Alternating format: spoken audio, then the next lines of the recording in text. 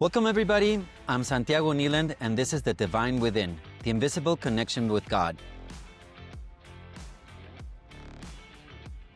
Today, we're going to talk about a very interesting topic, which Chris Lepine sums it up brilliantly in his new book called Jesus Without Christianity.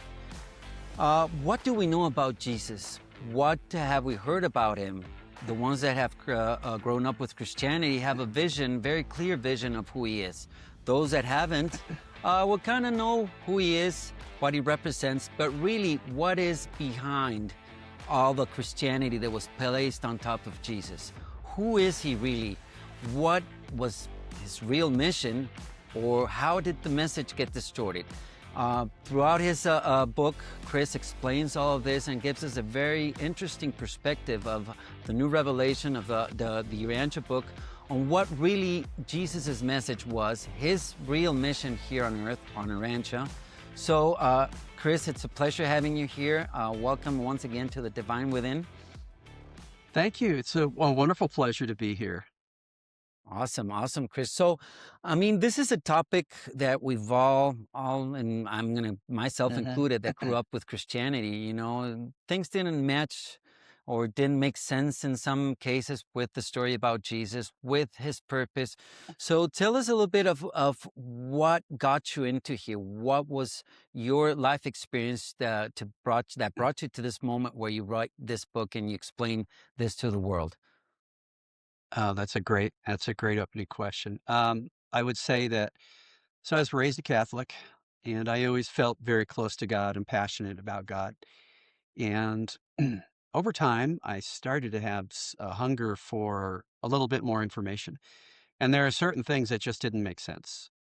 If, I've said, well, if I've got a very, very loving, like if God is perfect, if the Father is a perfect divine being, a being that is beyond the best conception of a human being I could have, if this is like the ultimate perfect being, then why is there a hell? I was taught there was a hell, right? If you do wrong, then you're gonna burn for eternity. What purpose does that serve? And then the whole idea that Jesus is a sacrifice Mm-hmm. sounded very, very primitive. I mean, the way it was presented was that I had sin that was on my soul. And Augustine, right, the great theologian Augustine, promoted that idea pretty heavily, and Paul promoted the idea of the blood sacrifice. So those came together, and just doesn't make sense. God would not need to do all. God lives within me, and I can contact God. He can contact me at any moment. It's just my willingness. So this whole idea of taking another being. So I had these dissatisfactions, just didn't make sense. So I started to read a lot of different things. I did some reading of some things by Paramahansa Yogananda. I looked Mm-hmm. into Judaism. I looked into Islam. I looked into Hinduism, Buddhism, Taoism, Confucianism. So I did actually some religious studies at school, but overall, I felt absolutely connected to the spirit of Jesus, Okay. completely connected, burning within me. And eventually, a neighbor introduced me to the Urantia book. And if for the audience, those who don't know what that is, the Urantia book is a new revelation written by angels to help us get closer to God and work together as one family and really address, personal problems that we have, and also work together as one people for a better world. So I found the Urantia book, and what was profound was part 4 Okay. was the complete life of Jesus in part 4. Okay. So Okay. most of us, if we're into Jesus, right, you've read the Gospels and so forth, but part 4 is 777 pages about the life of Jesus, which was astounding. And it was a leap of faith for me. I had to do a little bit of reading and praying, but eventually I got to the point where I said, well, God loves us so much, he's giving us more information. We're not Yeah. just stuck with these fragmented and distorted and changed historical records.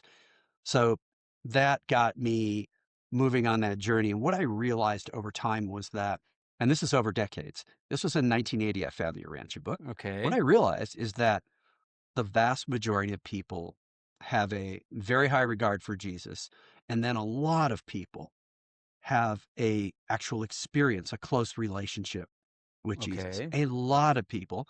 And I thought, well, what's the issue? And I think the issue was that people thought or still think that Jesus and Christianity are one thing, that you Okay. cannot have Jesus without Christianity, and that Christianity owns Jesus. They make up all the rules, and that's the only way to get to Jesus, which is, of course, not true. Mm-hmm. And I realized that much of what is taught in Christianity is not anything that Jesus taught. It maybe is what Moses taught, or what Paul taught, or Augustine taught, or church fathers. But I had a guest Okay. on my podcast yesterday that articulated a lot of this because he was a fundamentalist Christian. But Okay. in the end, so the purpose of this book is to help people to deconstruct, remove a lot of the misconceptions about Jesus and false teachings about Jesus, so they can experience his teachings fresh and then have a deeper experience of Jesus and all the and the positive results from his original teachings, which are unlimited. I And think this is very important. I mean, just real quick, what you're saying, it's to unlearn what probably we have already learned. It's to get all these distorted concepts that kind of, Mhm. shackle us. I think, and I mean, I mean, you gave me a lot of information here, but I can relate to Hope a that lot of wasn't too what. long an answer. No, no, no, no.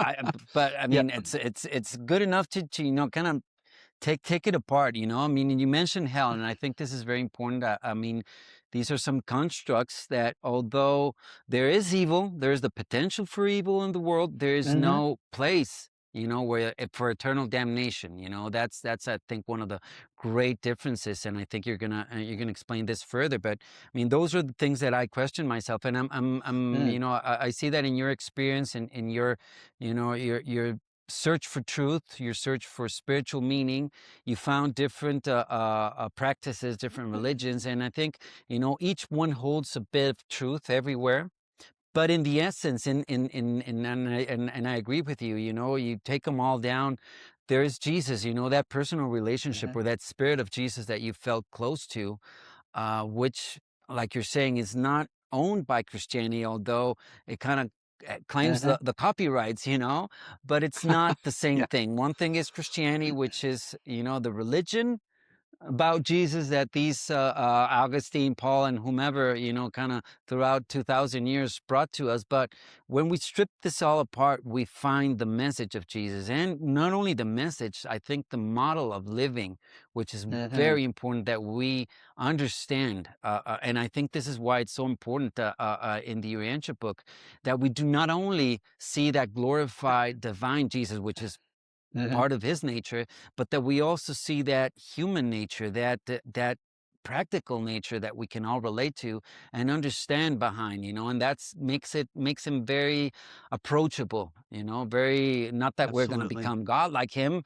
in that No. sense, but it approaches us. So just to sum up a little bit on those things, how that changed you inside before you came into these realization and you started later, sharing this with the world.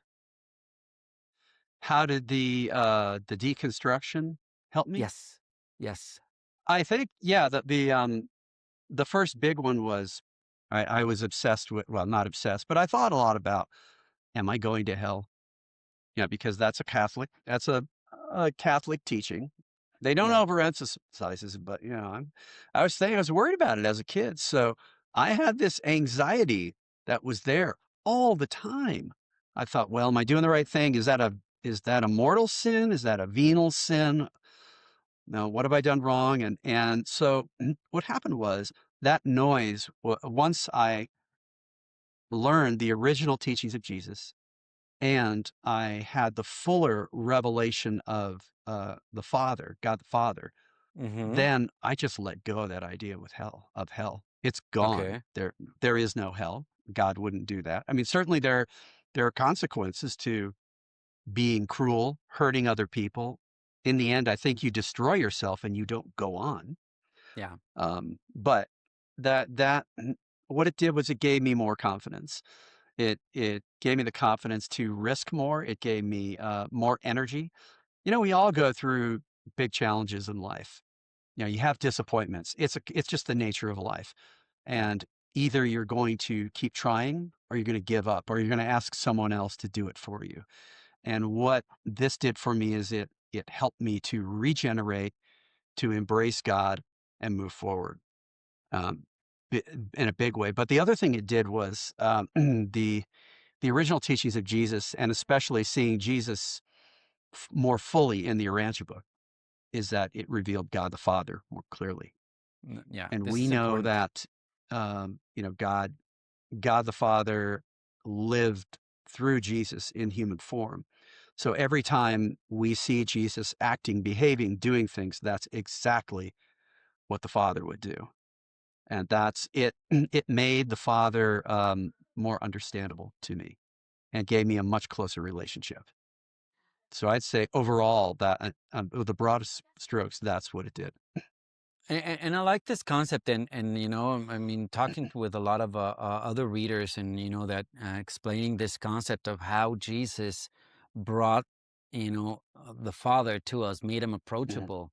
And I like the what Don Clementon explained. mm, He said that heaven is perfect. It's a we can't really fathom. That mhm, goes beyond our mortal brains. So how can we relate to something that is beyond our capacity mhm. to understand? Right. Well, Jesus makes him relatable. Jesus brings that nature, that loving nature, that makes Mhm, him approachable and makes him understandable. So I really like that explanation, that we see that perfection, absolutely. played Mhm, out in our mortal and time bound mhm. existence, right? Yeah, no, it's so true. And you think about it, let's think about this logically that and I want to go back to the Jesus thing. The reason a lot of people will reject Jesus is because they had a bad church experience or um Yeah. just the teachings don't make sense at all. And then I think a lot of the reason that people reject God, whether you think of God as a father or mother, whatever, is that they had a bad experience, but also they just want to do things their way with no input. So I think what the true religion and the life of Jesus shows us is that he completely embraced what the Father wanted him to do. And it was the most tremendous liberation and enablement and empowerment possible. Doing the That's Father's that's will. doing the Father's will, and it doesn't mean you're a robot. That's a Yeah. lot of people have a misconception, and we have a big problem in the world today of people being ultra individualistic and selfish, people reforming tribal groups, nations beginning to shatter along certain lines. Uh, you know, marriage problems are up, mental health problems are up, disease is increasing, at least in the Western world. It's not good. And the root of this is selfishness.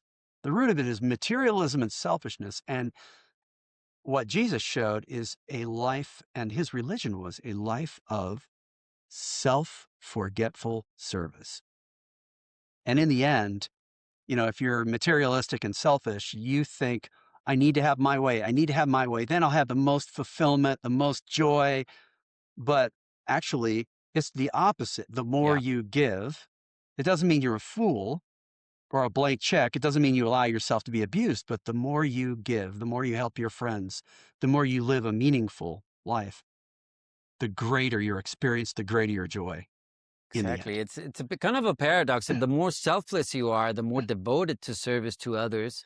Hmm. The less that you take yourself so seriously, Right. the more growth you Mm. have, because you're not the center of the world. I think this is very important because I agree completely with you. And it goes back Hmm. to, I don't want to get into those details, but a lot of Yeah. what happened in the chaos that we are stems from this individuality, this materialistic and selfish Right. individuality that is Absolutely. divorced from Hmm. the will of God. And I agree Hmm. with you. It's not that we have to be servants or we have to be slaves, robots, but rather Hmm. understand that there is a power in a mind and a spirit that is so grand that the only thing that we have to Yes. do is follow that, and that will lead us the way. Because in the same sense, I believe that Mhm, each one of us, as we are unique, has a unique path, a unique vocation, and that many times we get lost thinking that we're going to be the mhm, same as the others. But really, we have to first discover mhm. who we are, and secondly, achieve and be the best that we can be of that version, right?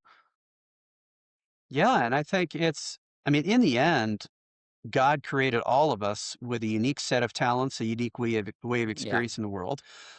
And because he knows all that, the future that he has for us is the best possible future we could want. So if he's giving us guidance to go in a certain direction or do something, it's for our ultimate happiness and the good of others.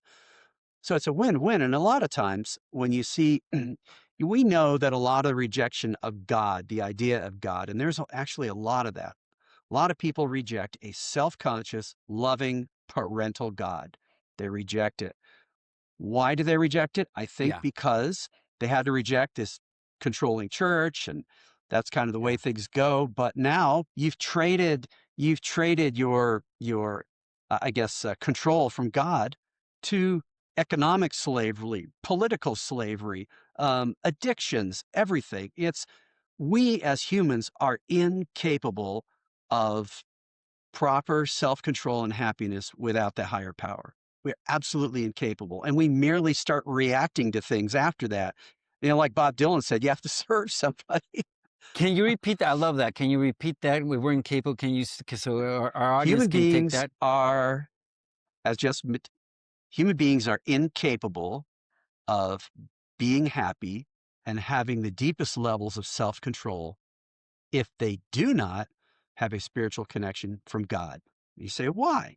Well, because without spiritual experience, you are a material being and you're Yeah, just reacting to the environment. You're reacting to inner urges, you're reacting to events too much. You're letting these things control you. The opinions of others, trying to look youthful forever, whatever it is, there's always something that people are clutching, and they clutch it because they want security yeah. in the Which worst is way. I which want is security. yeah, it's a false Yeah, sense of security in the end, it right? is. I want peace, assurance, security. I want you to make me feel good. And that's why people worship demagogues, political leaders, religious cult leaders, you name it. Yeah. They worship them. Why? Because we have a need for security. We have a need for empowerment. Well, why not get it from the creator of the universe who lives within Exactly, everybody? exactly. How it's Y- supposed to be, and I like this. And I mean, we're not going to go into details Yeah. with the state of this planet because that's like 5 podcasts, to get to that. But it is Yeah. a moment in time, I believe that yeah, we've Mhm, substituted that compass from God to mhm, whomever we as individuals, and it's not just one thing. It used to be probably government, but now we see, mhm. and it's interesting Right. because now we see how all these false idols that we placed our faith in, our trust in, Right. are crumbling, and now people are, Right. everything is just vanishing on themselves. So how important it is to always, and I like what Mhm, you're saying, and I'm gonna, as always, I'm gonna mention a little bit of Peterson, but Peterson in one of his works in Maps of Meaning, mhm, he described that the world before, maybe it wasn't so scientific as we have it now, but we had mhm. meaning. Everything meant something. Yes. Now Mhm, we've transformed into numbers and inputs. We're just another brick in the wall. So how that really, if we do not have a spiritual compass, which is basically, a personal relationship with God, can mhm, really lead us into different idols, mm. false idols that are going to make Right. us miserable and suffer and create all the chaos that we have. Yeah. There's no substitute for God that actually works. There just isn't. And it's people do themselves a disservice because you have to. I would say a person with a normal mind, a functioning mind, and a reasonably healthy body is going to experience God. Yeah, Not at the most profound levels, but that is built into us. yeah, That's yeah, built into us that if a child is raised in a kind manner correctly and given opportunities to grow and feels the love from the mother and the father, then that child will automatically recognize the same love from God the Father and God the Mother within. God the Father, I should say, right? Fragment of the Father within. God the Mother embraces us with the Spirit around us. We're held.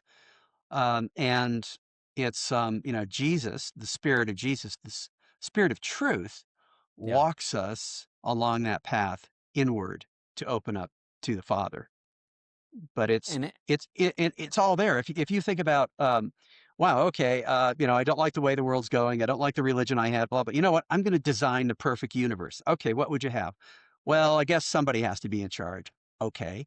So then you've got to have a being that's more perfect than anything you can. All right. It's kind, loving, right? That being's going to give you everything you need. All right. The being's going to help you to be happy. All right. And the being is going to let you fulfill all your good intentions. Oh, I like that. That's pretty good. And the being is going to give you all the help you need, where you need it, when you need it. Good. Okay. And the being is going to give you an eternal spiritual existence. Oh, okay. We have sounds that. good. I like We it. have that. People have done all Yeah. kinds of substitutes where, I need my needs met. They call it the universe. Oh, the universe is going to do that for you. The angels are going to do that for you. The spirit guides are going to do that for you. You'll hear this again and again and again and again and again. It's a way to avoid, I believe, um, embracing the experience of God within. And I know lots of people like this, and some of them are the most loving, incredible people ever. And I believe that if they are responding to their spiritual leadings within, they are fine. I don't think they may have the intellectual experience I do of God or the certain levels, but they're wonderful people. I'm not Yeah. putting them down, honestly. And some It's of them not I a really mental like thing, deeply. it's a spiritual No, thing, rather. hmm Rather, it yeah. is. Yeah. So Awesome. Awesome. Well, now that you've given us this context of how we got here, and I can relate with you because I was brought mhm, Catholic as well. So how this pushed us into look for something else, and we're going to talk about how that we evolved, and I think mhm. it was a process, but just kind of tell us a little bit of what your book covers. What are the topical areas? What kind of information can the audience find there? We've mentioned or you mentioned about there's no hell. I mean, what else can we find which is really Oh, okay. different? Okay, I'm gonna have to I pick know it there's a up and lot. look through it a little bit, but, Please, please. okay, so I call it book 1 because it's the first bite of trying to understand Jesus and liberate your thinking about Jesus. That's the first step. So let me see here.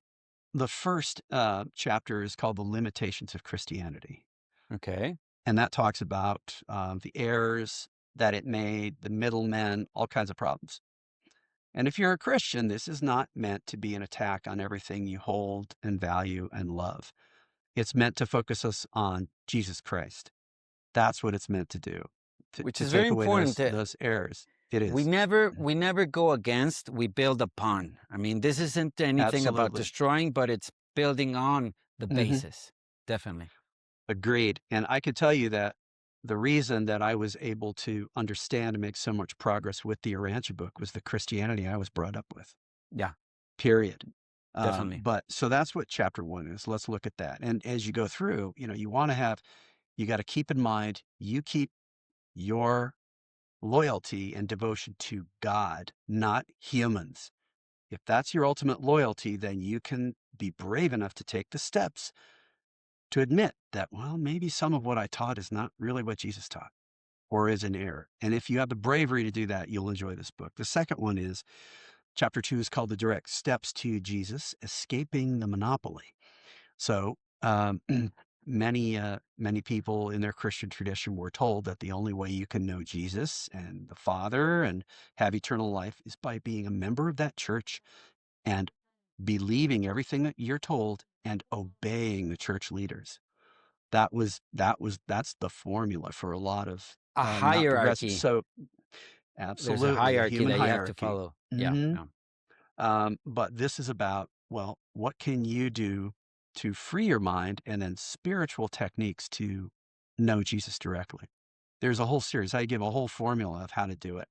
And it's based on the teaching of Jesus. Okay. We know that he spent a lot of time with the Father and, the apostles. He didn't ask them to pray to him. He said, pray to the Father. Yeah. So Jesus will take you there. So that's what that's about. Then the chapter 3 is called Who is Jesus? Okay. Let's look into the real, as known as Christology, of was he human? Was he divine? Was he some kind of combination of that? Where did he come from? What's his purpose here? All of that. That's that's what chapter 3 is about. I mean, now that we're mentioning real quick, and I don't want to get into the details, but I think Yeah. I think, I don't know, maybe later you're going to explain it, but I think it's very important that and you mentioned it, that he did not come here to rid the sins of anybody. That's one of the biggest confusions, I That's right. believe, because it makes us all evil in a way. It makes us, Hmm. we're tainted, and he Right. becomes a blood sacrifice from this supposedly loving God, but then in the end, once the death of the blood of his son, Hmm. Right. to rid the sin that we didn't have. So, I mean, that's something that is really appalling. And, now that I know, and I grew up like believing Uh-huh. in this, and, Uh-huh. going to communion and in the body and the blood of Christ, of course. And I see that there is a communion there, but not necessarily the way that I was taught of. So I think this is a very important distinction, right? Yeah, definitely. There's, those core teachings cloud our experience of God. If you really believe that Jesus was a blood sacrifice, there's how could it even work? And even if it could work, why would you want to design it that way as God? Yeah. You make the rules. It's it's uh it's grotesque and absurd. It's completely blasphemous to the idea of a loving heavenly Father. It's just disgusting to think that, yeah, you know what? So my daughter, she made some mistakes. I don't have a son, but if I did have a son, like, you know what? Okay, here's what we're going to do. Um, we're going to kill and torture one of them, and then that will make you free. That's what But it in a is. nutshell, that's what it is. That's exactly what it is. It's That's more like, when you take everything apart, that's what it is. And you realize that is, how can I, you know, uh serve a God? And then you make sense to why do people right. shy away from the church and from Jesus? It's because the way he's packed, the way It that is. telling us that he had to come and die for us because we're inherently bad. I mean, No, no, no, really, you're no. starting on the wrong foot, right? How are you Well, going to make people interested into this loving God when we start saying that he comes here to kill us, to kill his son? right. And look, I mean, if you're watching this and you have some questions about what we've been brought up with, ask yourself, am I brave enough? Am I adventurous enough to trust God to go on this journey Yeah. of It's loyalty not to easy. God? And no, it isn't. But in a way, it's like it's kind of like a cult. So you might, whatever tradition you're in, think of it as you are inside a walled compound. It's completely walled. It's a castle. And everybody who lives in there believes the same thing. They do the same thing, and they give their loyalty to humans to run the place. And you all, you love each other, you work together. It's your whole world. It's really wonderful. So, but the price of admission is belief in the rules and the description of the world and doing what the leaders want you to do. So if you stop doing any of those things, you lose your friends, your family, maybe your job, the experience, your sense of identity, all of that, because it's all in this walled compound. Yeah. But once you follow God out of there, now you're free to to join another community or form a community of like-minded, joyous people. And that's what's happened with so many tens and tens and millions of people right now. I know there are a lot of younger people who have a hunger for Jesus, and they're returning to spiritual communities, but I think they may have a different attitude about just blindly following things. But whatever it is, eventually when people reach a stage of spiritual maturity, if they're honest, they become dissatisfied and they Yeah. want to grow. They want to keep growing. So Yeah. that's what Definitely. this is about completely. So, we only I got to love this chapter 3, right? conversation. Yes. Yes. Okay. Awesome. Awesome. Okay, cool. So So then moving on. chapter 4 is the original teachings of Jesus, the lost pre-Christian way. Okay. So if you just looked at the words of Jesus in the Bible, they are very, very different from what apostles taught, what Paul taught, and later church leaders. For the most part, very, very, very, very different. So what did he teach? And that's what chapter 4 is about. So we know it's one of the fundamental things people ask is, well, who is God? What's the nature of God? What did Jesus teach? And we know that he taught that God is a loving father. We know that God isn't a human with a beard or anything. We know this. We know God isn't male or female. God is not male or female, but God, the best way for us to understand God that created everything is as a loving father. And the best example of that was the parable of the prodigal son. That's what Jesus taught. And the parable of the prodigal son, for those of you who don't know it, is that there's a wealthy Jewish landowner. He has vineyards. He has lots of lands and servants, very wealthy, and he has two sons. One does everything he's told and he's straight and narrow, works real hard, really doesn't have any friends because he's working all the time. And son number two likes to party, has lots of friends, and just happy-go-lucky. And eventually he gets bored on the farm and says, hey, tell you what, give me my inheritance. I'll make my way in the world. So the father reluctantly gives him his money. He leaves. He goes to a distant land, parties, has prostitutes, just has a wonderful time, and uses up all the money. He's completely broke. So he ends up working on a pig farm, and he's so poor, he's starving. He doesn't even get to eat, the husks of corn he's giving the pigs. So he says, everyone has it better than me.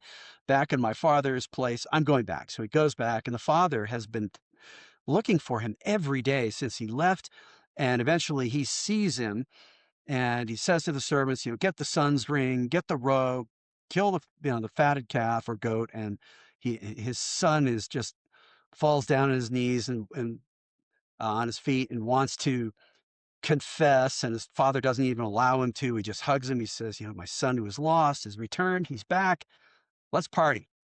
And of course, the other son doesn't like this at all. But Yeah. I guess the point is that that's the nature of a unconditional love from the Yeah. father. It doesn't mean he condones everything you do at all, but that love is there.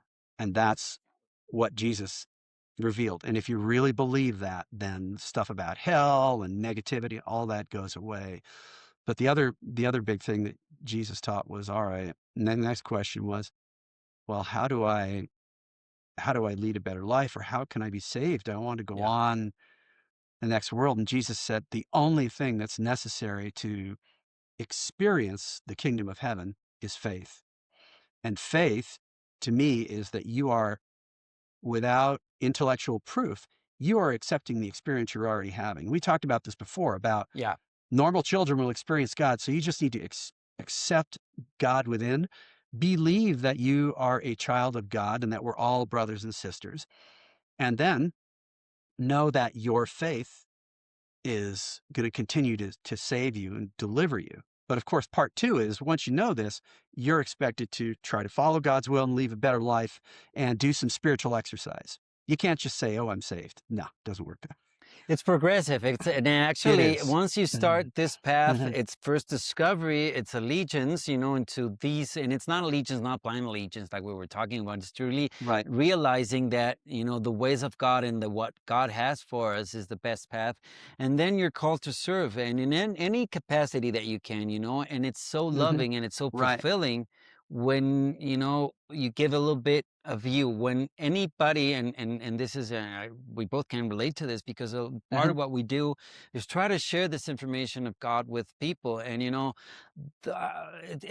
can't have words when somebody, when you see somebody, something click inside Uh-huh. somebody, and then maybe you were that conduit for him. Not you. It's not you aggrandizing Uh-huh. yourself. It's really Right. you being Hmm. the conduit for Oh, I that like that. person Yeah.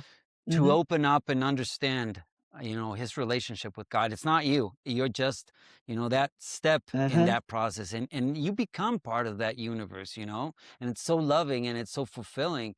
And I mean, maybe you're not taking, you can't bank it, there's not going to be more money Right. in your bank account, but it's, in the end, it's worthless, in the end, that's not what's going to It be is. eternal. In the end, it's going to be that what you did, that's going to be Mhm. eternal.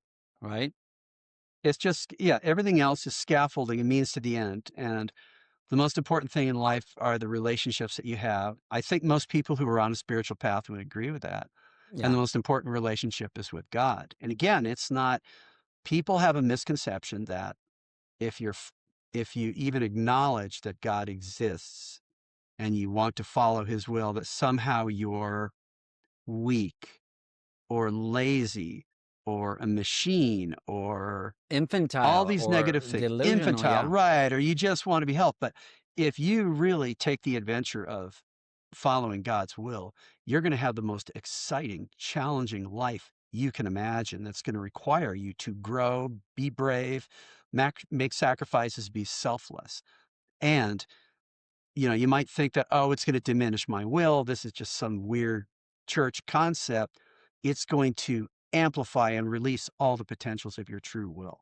Because definitely. part of the delight of your will is your ability to recognize God, to choose to pay attention to the light, and then have the adventure of interpreting or discerning what that will is, and then go doing it. And a lot of times, the will of God is not like a set of instructions most of the time. A No. lot of people have the misconception of, oh, God's going to tell me exactly what, I'm going to go to the store, I'm going to do this, I'm going to do that, Oh, and I'm just going to be a stupid robot. It's the opposite. It's a lot, sometimes God will be very, very specific, but what I found is most of the time it's, this is what I want you to achieve. This is the kind of man I want you to become. You figure out the rest. I'll give you the vision. You develop the goals, the objectives, the action plans, all of it. and I'll be your That's coach, by your the way, also. I'll I'm be going to your be here coach. coaching you. You can always Right. lay back on me, right? Right. hmm Right. And to make this shift in your thinking, I think requires stepping away from the herd, being brave enough to step away from the herd, no matter what that herd is. You're hip, or you have to, because all of us in a way are in a walled compound. It could be walled. Hopefully we have doors in our compound, but a lot of us are still, okay, I left this walled compound because negative church experience, Jesus, all that crap. All right, I'm going to go into this walled compound where the rule is, here's a new set of rules. But I encourage you to free yourself from that and just explore the truth. Yes. What else can we find in your book, Chris? Oh, let's see, where we are. Chapter 5, living with Jesus without Christianity. Total liberation, joy, and triumph. So now that we've learned about who he is, what were his original teachings, how we can take away the negative misconceptions we have, okay? What does that mean to your life, experiencing Jesus today? What's that Okay. going to do for you? That's that's what it's about. Now, this book is also, I've also put a lot of quotations from Jesus from the Rancher book. And again, Which the is what I yeah, wanted also. I mean, I don't know if you want yeah, to share them right now because I think this is very sure, good. I mean, taking totally them, fun. the quotes, I think are really impactful. That's what really got me into the Oriental book, reading some of these Right. quotes. They're so profound. This is in the chapter, The Original Teachings of Jesus. And really, the best thing that anybody could do is pick up the Urantia book and read part 4. I'm just a messenger. Here's a quote that Jesus had on the nature of God. This is what he says: out of your wrong concepts of the Father in heaven grow your false ideas of humility, and springs much of your hypocrisy. Man may be a worm of the dust by nature and origin, but when he becomes indwelt by my Father's Spirit, that man becomes divine in his destiny. The human soul of mortal man, which shall have become the reborn child of this indwelling Spirit, shall certainly ascend with the divine Spirit to the very presence of the eternal Father. The book has a bunch of quotes like that, but again, it gets back to, you are a child of God. You have an absolute fragment of the creator of the universe in you. God loves you unconditionally. It's just waiting for you to And pay it's in your attention. hands. It never It is. mentions through this church, No. through this person, Mm-mm. through these sacrifices, through this dogma. It never mentions anything of Never. that. It leaves it It's up to better. you. It's better than you can imagine. That's the beauty of it. And, I attend a local progressive Christian church. I really enjoy it there, the good people. And, it doesn't mean that you can't be part of a community. And hopefully the insights that you gain, you can bring back to your community to help it grow. What else do you have? What other quotes can we look at? Another quote. Okay, let me see. Okay, this is a fun story. So this is from the Urantia book. This is Jesus. He's sailing around the Mediterranean with an Indian businessman and his young son, and the boat is there. I think the steering paddle broke on the boat, so they're staying in port for a while. And Jesus is a skilled craftsman, and so he goes down to the workers who are working on the paddle in the boat, and one of them is complaining about his boss, that his boss is unfair, unkind, and this is what Jesus says to him: "Since you know the ways of kindness and value justice, perhaps the gods have brought this erring man near that you may lead him into the better way. Maybe you are the salt which is to make this brother more agreeable to all other men. That is, if you have not lost your savor. It is a marvelous and transforming experience to become the living channel of spiritual light to the mortal who sits in spiritual darkness." Many times we're a conduit of God in this, and the Mm, more that we uh advance in our spiritual path, the mhm, more that we do without ego and align mhm, ourselves. And I think that's the most important thing. It's to kill our ego, to leave it aside. Then you become this vessel or this mhm, tool, for a divine mhm, purpose. And I like that here. And many people might say, okay, why is he talking about gods in the plural?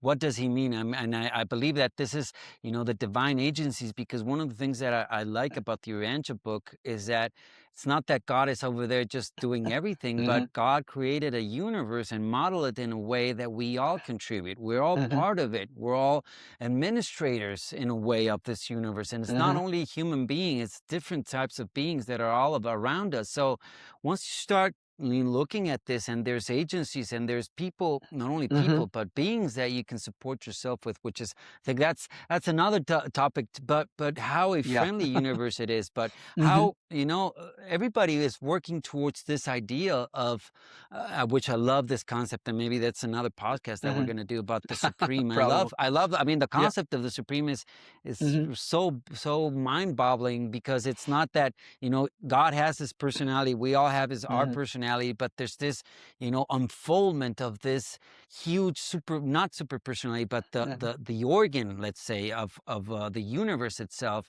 is within all of us, even mhm. God. So I mean, we're part of this God, the supreme. So I love this concept. It is, and the man that Jesus was talking to believed in multiple gods, from the Roman, hierarchy. Okay. So I think that's why Jesus probably phrased it the way he did. He didn't try to rip away Exactly. what That's it. he but he built on that and helped, and, I mean, ultimately, if you have to understand that, we were talking about this earlier, that our understanding of God is only relative and limited right now. I have a certain understanding, but I had a different understanding a year ago, or maybe even yesterday, and God just is able to reveal more of himself over time. And that's why Jesus is just the perfect revelation of the Father, that he is the Father incarnate. And that was part of the purpose. Because we are incapable of really understanding the infinite God without the lens of Jesus. There is Definitely. there's no way we're gonna understand that. And once you understand him more, then you can improve your relations with him. Definitely, definitely. Mhm. I like it. I like it. I like it. So I mean, a couple more essays do you have there, from so people can understand his nature? Let me I mean, not see. essays, quotes, sorry. Okay, I want you I'll to give me an just essay. I will no, I'll read something from the book. Sure. Okay, so this is in the chapter, The Original Teachings of Jesus, and I say, God gives us his infinite love.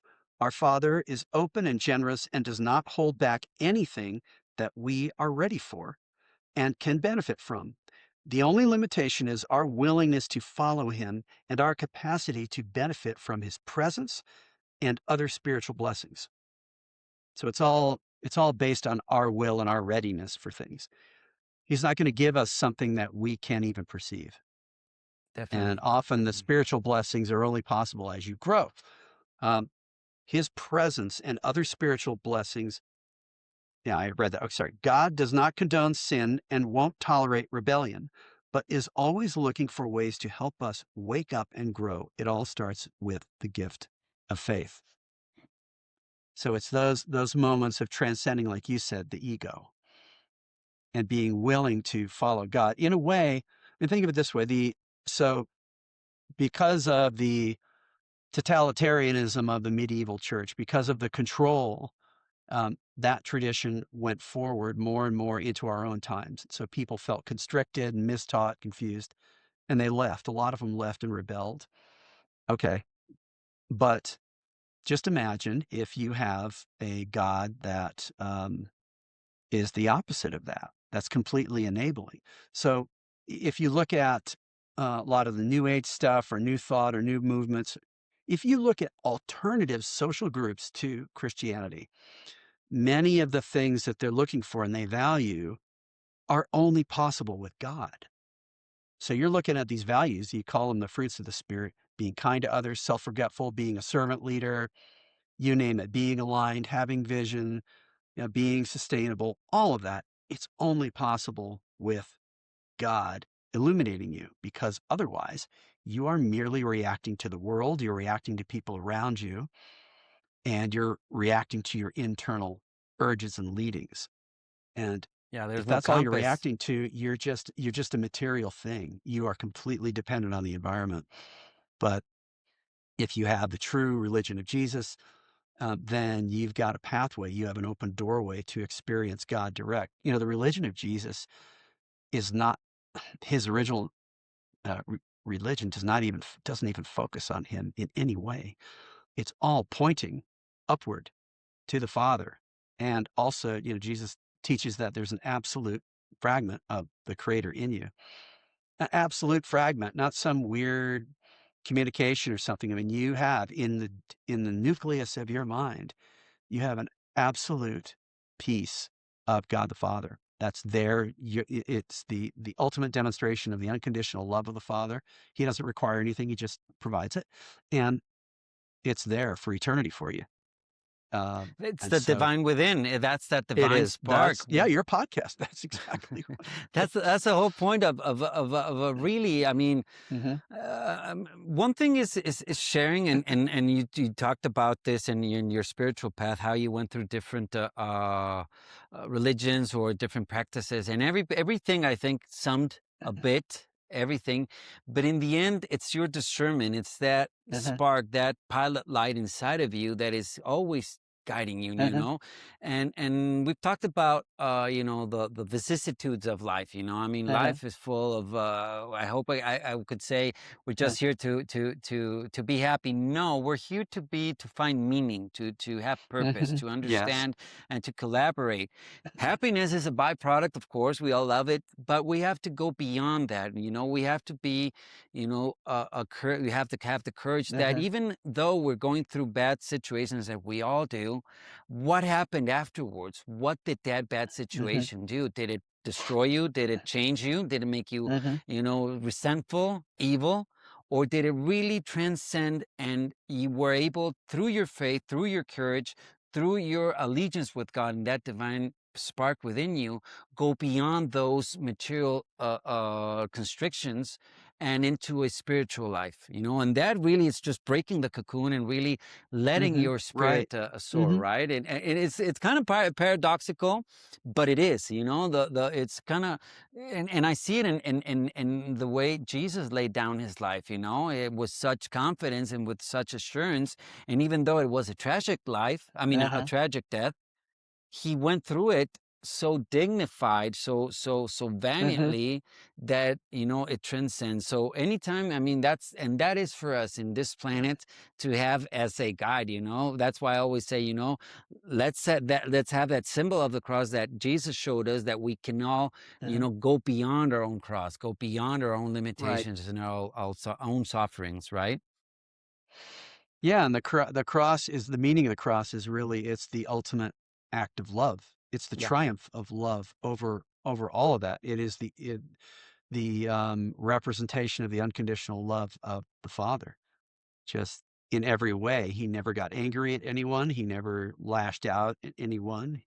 He was only focused on trying to help them, even as executioners, through this whole, and he never doubted God ever. Now there was near the end where he says, my God, where have you, why have you forsaken me?" And that's he was delirious at the time, and he was just reciting some Old Testament lines.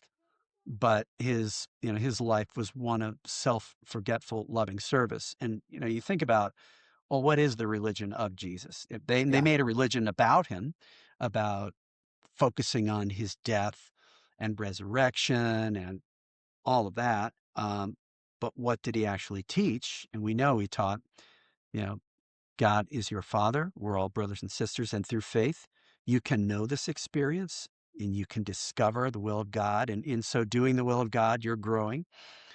That's your ticket to eternal existence. And the focus is God the Father, completely focusing on God. And a lot of people say, well, I can't say Father, whatever word the name of God is unimportant. The idea is that God is a self-conscious, loving being who is the creator, upholder, and protector of the universe and your very soul. That's the most important thing. Whether you want to think of God as father or mother, it's up to you.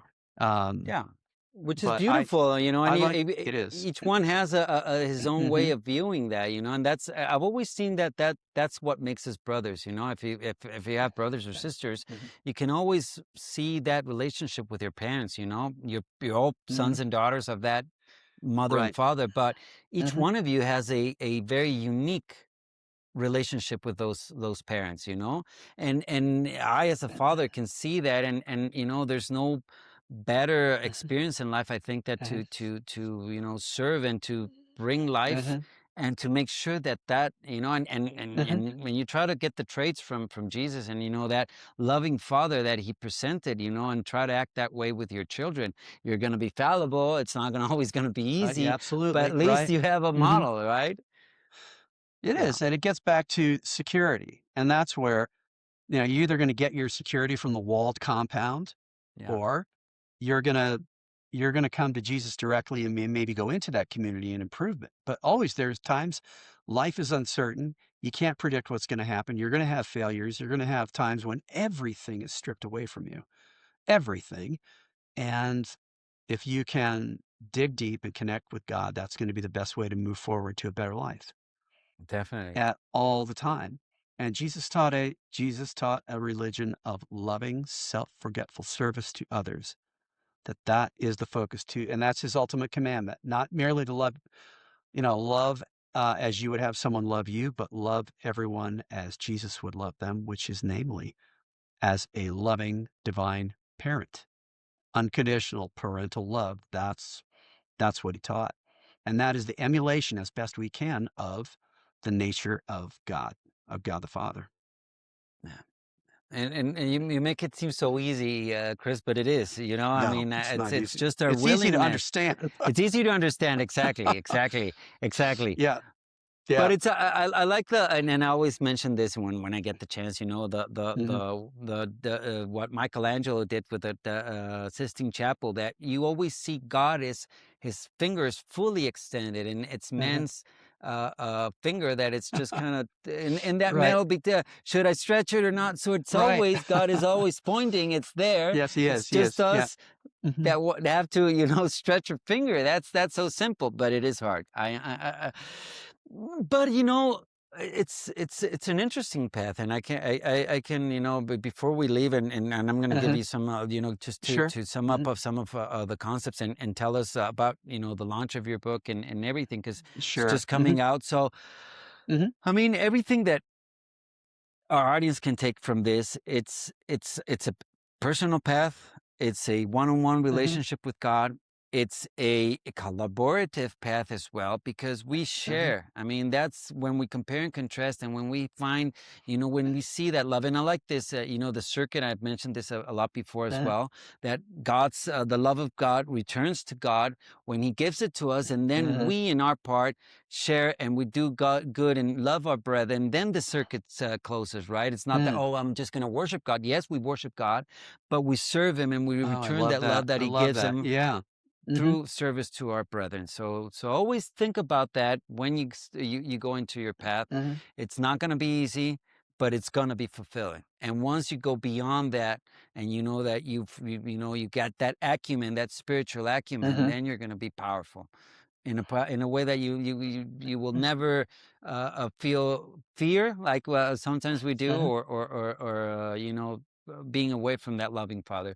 So, Chris, tell us about your book. Where can we find it? I mean, just give us all the Sure. lowdown, and you've given us some messages of what this all means. And if we can, before we go, can you sum it up all up in what would Jesus do in a way, or say? Oh, well, I think Jesus would encourage you to, honor the very gifts that God gave you, which is free will, which is the free will to, search for the truth and act on the truth. That's ultimately it. And, to move toward the light and be unafraid of what God has for you. Remember, throughout all human history, there are always men and women who like to control other people, like to feel special, and to build those walled compounds. But the life that Jesus taught is one of spiritual freedom, of going on that adventure.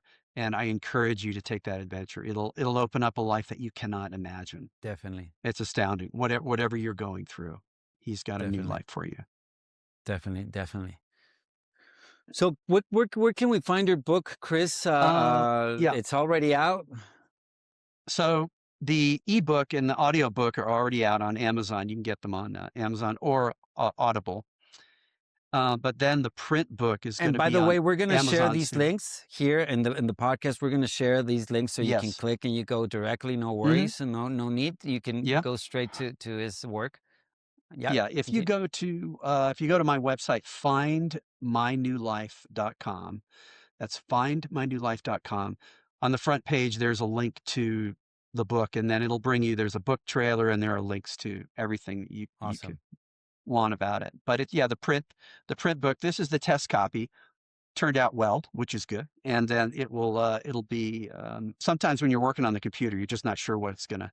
And Gary Tong thank you, Gary. He did the, uh, the cover, amazing artist, but it will be out May the 14th. Awesome. Awesome. Yep. Which is It'll be there. basically a couple of weeks. So it's gonna be Yeah. good. I really encourage everybody to read it, to understand the true nature of Jesus. And Chris, I think, is one of the best persons I've met that Mm. can really synthesize those teachings. And I really appreciate you coming and sharing this with us, Mm. because it really is important that we all get a little bit closer to the true Jesus and his true message, his true mission, Mm. right?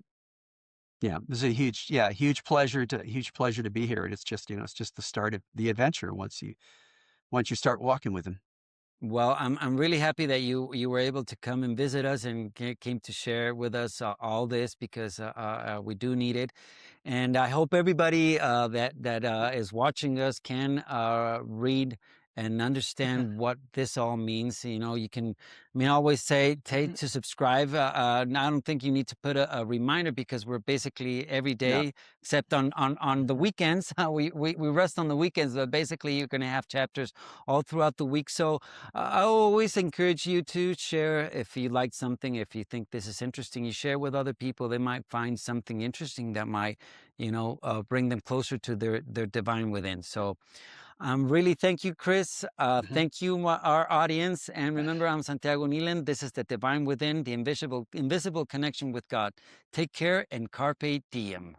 On the Divine Within podcast, we'll share real conversations to help you find a personal connection with God. My goal is to support your faith, growth, and journey toward discovering the divine within yourself. Join us to deepen your faith and spiritual journey.